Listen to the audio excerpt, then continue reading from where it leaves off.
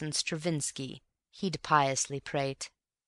She loved elegance, he loved art, they were as wide as the poles apart. Yet Cupid and Caprice are hand in glove, they met at a dinner, they fell in love. Home he went to his garret bare, thrilling with rapture, hope, despair.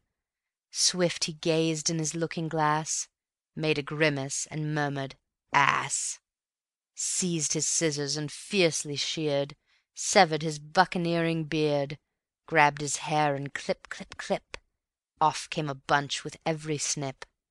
Ran to a tailor's in startled state, suits a dozen commanded straight, coats and overcoats, pants in pairs, everything that a dandy wears, socks and collars and shoes and ties, everything that a dandy buys. Chums looked at him with wondering stare, fancied they'd seen him before somewhere. A Brummel, a D'Orsay, a beau so fine, a shining, immaculate Philistine.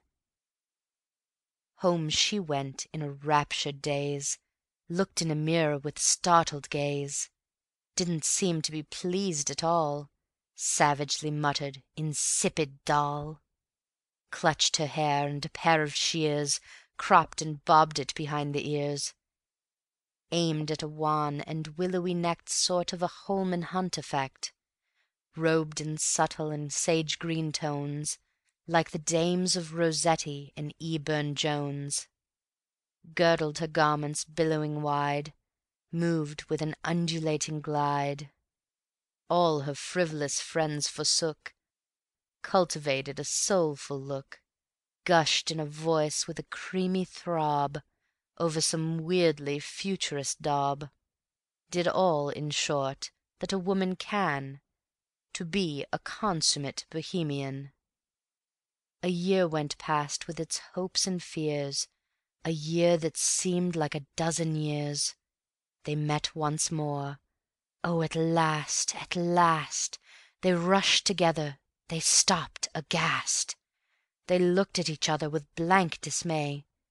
They simply hadn't a word to say. He thought with a shiver, "Can this be she?" She thought with a shudder, "Can this be he?" This simpering dandy so sleek and spruce, this languorous lily in garments loose. They sought to brace from the awful shock. Taking a seat, they tried to talk.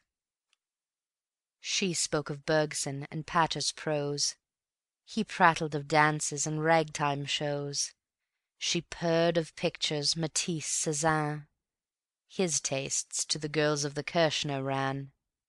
She raved of Tchaikovsky and César Franck. He owned that he was a jazz band crank. They made no headway. Alas, alas! He thought her a bore, she thought him an ass. And so they arose and hurriedly fled. Perish illusion, romance, you're dead. He loved elegance, she loved art. Better at once to part, to part. And what is the moral of all this rot? Don't try to be what you know you're not. And if you're made on a muttonish plan, don't seek to seem a Bohemian. And if to the goats your feet incline, don't try to pass for a Philistine. End of Book 2, Early Summer, Part 1.